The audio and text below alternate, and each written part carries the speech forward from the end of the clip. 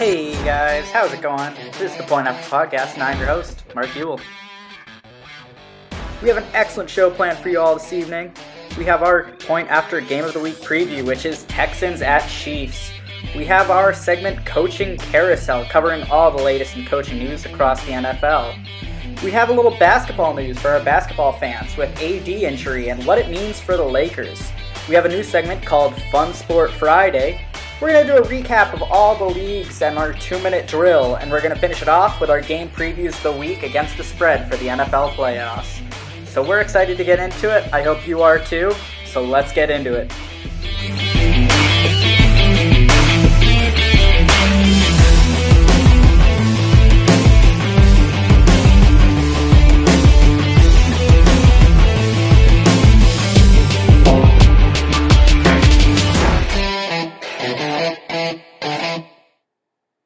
Hey guys, once again, I am your host, Mark Ewell, and welcome to the second episode of the Point After Podcast, our Friday segment. We're going to start off today's show with our Game of the Week preview, which is Texans at Chiefs this Sunday at 3:05. We're going to do comparisons and try to figure out who will win this game. We're going to look at such topics as head coaches, receivers, running backs, defense, and quarterback. We're going to hope to weigh all these odds out and pick who is going to be our Point After Game of the Week winner. So let's start with our head coach. The Chiefs coach Andy Reid and the Texans coach Bill O'Brien. Now, this one is a little bit of an easier pick, I think. Bill O'Brien he's a solid coach, but Andy Reid is seriously one of the greatest coaches of all time. He doesn't have a ring, which is a shame. But it's time people start looking at him like that. So for the coaching matchup here at the Point After Podcast, we are going to take the Chiefs' Andy Reid. This moves on to our next subcategory, if you will, our receivers. Kansas City has Tyreek Hill, Sammy Watkins, Travis Kelce. It is just an embarrassment of riches over there for Patty Mahomes to work with, and Andy Reid, the offensive mind. We're going to have to take Kansas City here too. And I would love to make this close, but I mean, if you're Houston, do you have DeAndre Hopkins? I mean, outside of that, you got Kenny Stills, but it's really not comparable with what Kansas City has for weapons. So we're going to take Kansas City there too. Running backs. Oh boy, I swear I'm not a Kansas City fan, but we are also going to take Kansas City here. Because they have Damian Williams, LaShawn McCoy, and Darrell Williams. We're going to take a bit of quantity over quality here. Carlos Hyde of the Texans is the best running back, I think, that will be on the field this Sunday. However, when you've got Damian Williams, LaShawn McCoy, and Darrell Williams all in the backfield, they can stay fresh. You can cycle them out. They have multiple forms of attack, and they're all great at catching passes. So it's really going to be tough to cover all three of them. So I'm going to take the three backs of lesser talent than Carlos Hyde, but Carlos Hyde, he's going to get tired eventually if he's running the ball all day. So we're going to take Kansas City here in the running back department as well.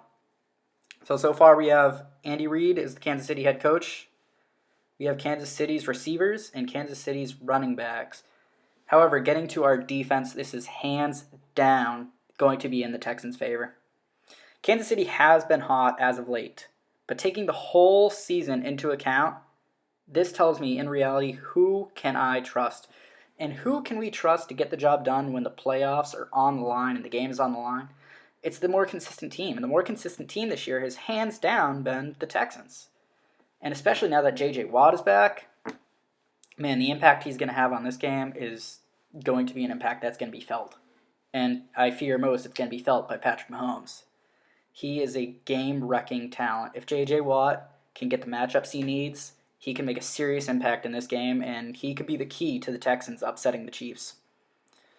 Moving on down to our quarterback. This is our last category of our Game of the Week preview. It's Patrick Mahomes versus Deshaun Watson. This is going to be the most epic matchup they have had in their careers between each other. It's the battle of the two picks from the same year in the draft. But we're going to have to go with Patrick Mahomes. I am a huge fan of Deshaun Watson. But Patrick Mahomes, he's otherworldly, man. So we're going to have to take Patty Mahomes in this category. Although I think this one could be a wash one way or the other. If you put Deshaun Watson in the Kansas City offense with Andy Reid and all those weapons, I think we'd be talking about Deshaun Watson in the same way that we talk about Patrick Mahomes. I think it's just a mere circumstantial where they are and what they have around them is what separates Patrick Mahomes from Deshaun Watson. But we have to choose someone, so we're going to take Patrick Mahomes. So this makes our Game of the Week breakdown preview. Head coach, we are taking the Chiefs' Andy Reid over the Texans' Bill O'Brien. For the receiving category, we are taking the Kansas City wideouts over the Houston. We are taking the Kansas City running backs as well, just because of their depth of talent. We're going to take the Texans' defense without a doubt here, and that might be one of the easiest categories to pick in this whole matchup. And then quarterback, it is a toss-up, but we have to pick someone, and we're going to take Kansas City's Patrick Mahomes. That means Kansas City is our 4-1 victor in our matchup of the week here. We're going to move on to our next segment, Coaching Carousel. This is something we've been doing a lot over on our Instagram, posting about all the head coaching hires and firings and who's moving around and whatnot. So we're just going to recap it all in this quick segment for you. The Cowboys, as we have already discussed, have fired Jason Garrett and hired Mike McCarthy. We talked about this in the last podcast a little bit, so we're not going to go too in-depth into it, but Mike McCarthy is definitely an upgrade over Jason Garrett, and I am excited to see what he can do out in Dallas. I'm telling y'all, it's something you need to watch out for next season. If you're trying to pick your team who missed the playoffs and is going to make it the next year, the Cowboys, without a doubt, I think are going to be in the playoffs next year. I think the question of what seed is they're going to get. They're going to win their division. They're going to make the playoffs. Are they a 1 seed or are they a 2 seed? That's the only question, I think. The Giants have fired Pat Shurmur, and they have hired Patriots wide receiver and special team coach Joe Judge. This was a very risky decision, I feel. Hiring a special teams coach to be your head coach. That is a very big jump to go. Will it work out? I mean, who can really say? You know, we all thought Josh McDaniels a few years ago would work out well with the Broncos, and man, that was a dumpster fire as much as it could have been. Bill Belichick's disciples tend to not work out when they get head coaching jobs. And especially with a special teams / wide receiver coach who maybe hasn't had as big an impact on the game. You know, special teams, that's only, I mean, it is a third of the game, but it's definitely the smallest third of the game. So going from that to a head coaching position, it's going to be tough. It could work out. It could work out great because special teams is a very overlooked section of the NFL game plan. And, you know, if there's one thing that Joe Judge will take over to the Giants, it is 1, scheming for their quarterback and Daniel Jones to be successful. 2, taking care of the football with ball security and winning the turnover battle. And 3, winning the special teams battle. And if you can do those 3 things, you're going to be a successful team. I could see, depending on the draft, this hiring, if it works out perfect, they could be a wild card team, the Giants. But we'll have to see how it works out. The Panthers fired Ron Rivera earlier in the year, and they have just recently hired Baylor head coach Matt Rule. I really like this hiring. Rumor has it that Matt Rule, he was supposed to go interview at the Giants after the Carolina Panthers, but the Panthers apparently handed him a deal before he even got on the plane, and the rumor going around is that if he got on the plane, they were not going to hire him with that contract. So they kind of pressured him into picking it then and there, which I think the Panthers is a bit more rough of a situation than some of the other head coaching teams. So it was a good play on Panthers management to really kind of strong arm Rule to get in there. But I think Matt Rule is going to work great in the NFL. But again, that's another one we'll have to see, and it ties into what is he going to do with Cam Newton. Does Matt Rule, being the new kid on the block, instantly push out one of the most polarizing players in the franchise that is Cam Newton, or does he keep him around? You know, what's going to happen? That's going to be very interesting as we go forward here towards the draft in a few weeks. The Redskins have picked up on Ron Rivera, and they have taken him from the Panthers. this is the most slam dunk coach, I think, in the NFL this year. Ron Rivera, he did a great job in Carolina. It's a shame they got rid of him. I think they're going to regret it going forward. But again, that's another one we'll have to wait and see. These are all speculation. But I truly think that, there's going to be a lot of overturn. The Redskins are a rough team right now. But I definitely think Ron Rivera was the right hire. And I think he was the best hire available, to be totally honest, including some of these other college head coaches, Lincoln Riley, that have been tossed around, Matt Rule from Baylor. I think without a doubt, Ron Rivera was the most coveted coach this year, I think. And I'm excited to see what he can do. The Browns still have no coach. So the team that we perhaps thought was going to be looking for a coach the soonest is the last one to find a coach. So the Browns still have no coach. Josh McDaniels from the Patriots offensive coordinator. He is the rumored lead candidate. As we talked about earlier, he did not work out his first time around coaching in Denver. He accepted a job at the Colts last year, I believe, and just never went. After he accepted it, he declined it and stayed in New England. That made a lot of people think he is going to be the disciple to Belichick and take over for the head coaching position in New England when Belichick retires. However, it's starting to look not that way because he is interviewing at all of these other coaching positions. But again, the Browns is the last one. We'll see what happens on that front. And this podcast is being recorded on Thursday night before Friday, so he has his interview Friday morning. We'll see what happens. If any news happens, be sure to follow us on our Instagram at @ThePointAfterOfficial or our Twitter at @ThePointAfter3, and this will be updated. The Jacksonville Jaguars have been rumored to part ways with their head coach Doug Marrone. It hasn't happened yet, and I don't think it will. I think Doug Marrone is a great coach. People forget they were in the AFC Championship a few years ago. It was 2017. He's a great coach. And I think Jacksonville would be terribly mistaken to move on from Doug Marrone. We'll find out in due time what they do. I feel like at this point they are going to ride with him going into next year because they haven't done anything yet and they're running out of head coaching candidates. So they're probably going to stick with him for this year, but he could be on the hot seat going forward. And if they start cold next year, maybe look for an interim coach out there in Duval. The other shocking news we posted on our Instagram was Wade Phillips, Rams defensive coordinator, two-time Super Bowl champion. He coached the Broncos to their Super Bowl 50 victory when the defense basically carried Peyton Manning, and one of the greatest defenses of all time. Wade Phillips has shut down a number of Hall of Fame quarterbacks in big times, and he is a great coordinator. I don't know why he's not in talks for a head coaching position. I don't know why he's not even hired as a defensive coordinator somewhere yet. It is truly baffling how this man has not been hired yet. And with his kind of strict nature and his very structured approach to the game, I think he could be very successful even as a head coach in somewhere like a Cleveland where they need that structure, they need that discipline. I truly think he is being slept on by the NFL, and if I was the Browns, I'd have him on a plane this morning, and I'd have him talking to us because he is a great coach. For all of our basketball fans out there, we are going to do a basketball segment now. As some of you may know, Anthony Davis suffered a lower back injury the other night playing in the game. He went up for a rebound and came down hard on the floor on his back. He was down for a few minutes, and everyone was quite concerned, but he walked off the court under his own power. He did not return to that game, and he is officially listed as questionable for the Lakers' next game.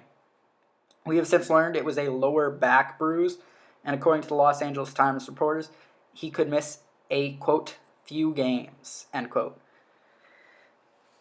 LeBron without AD, as we saw last year, it's trouble for the Lakers. LeBron is at his time in his career where he needs some help.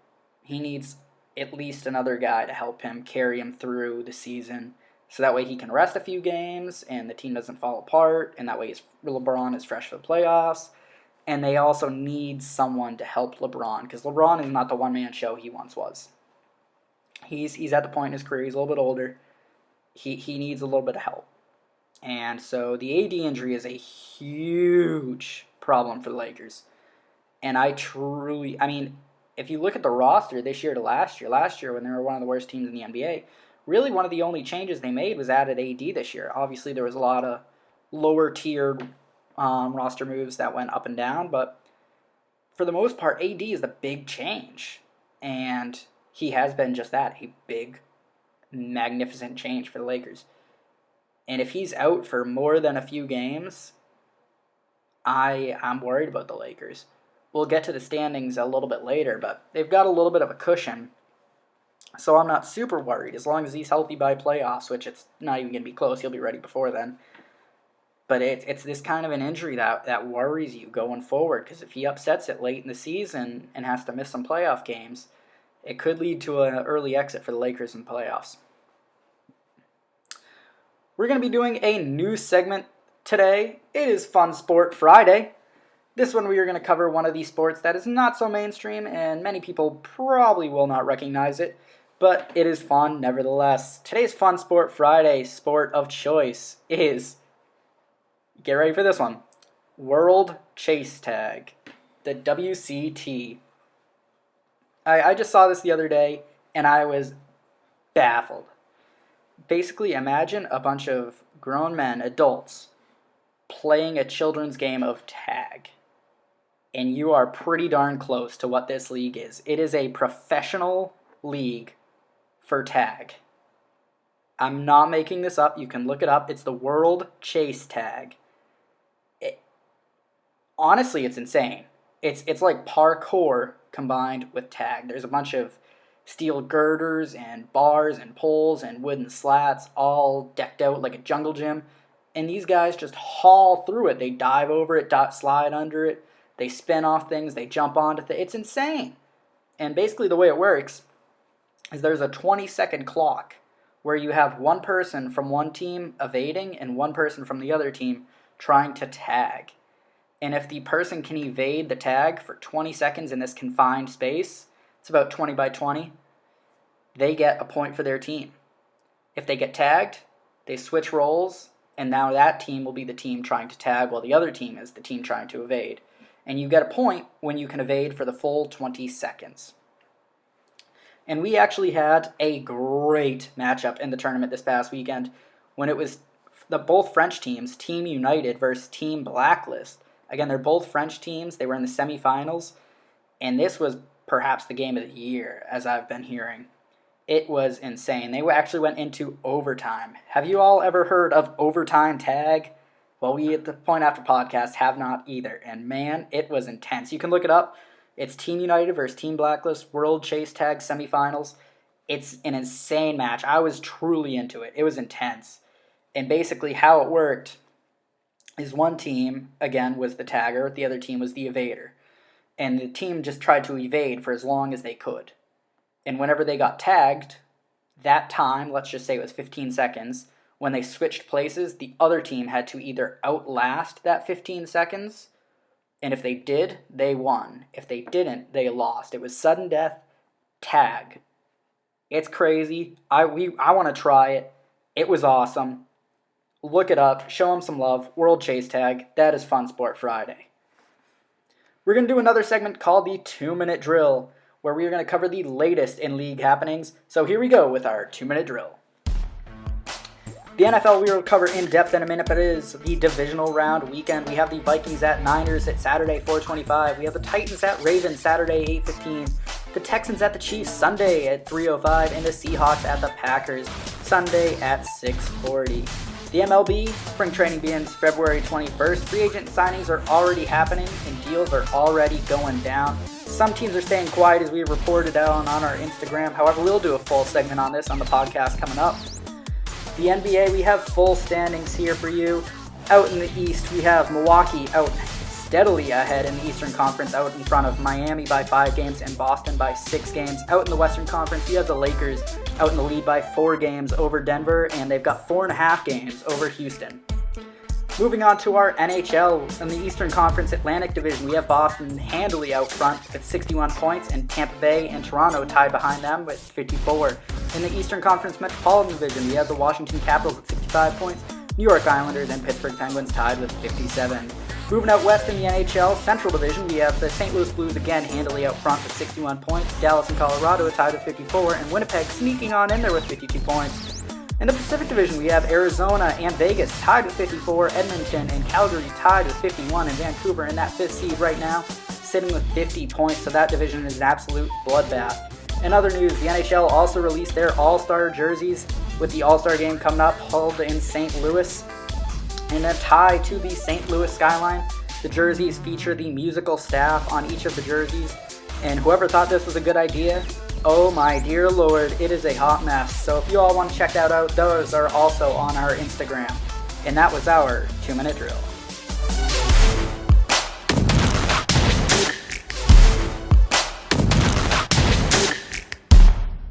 We're going to wrap up the podcast this evening with our game previews for this weekend's NFL games. We got the playoff games. Now, we are going to bet on these games against the spread according to ESPN and their gambling affiliate.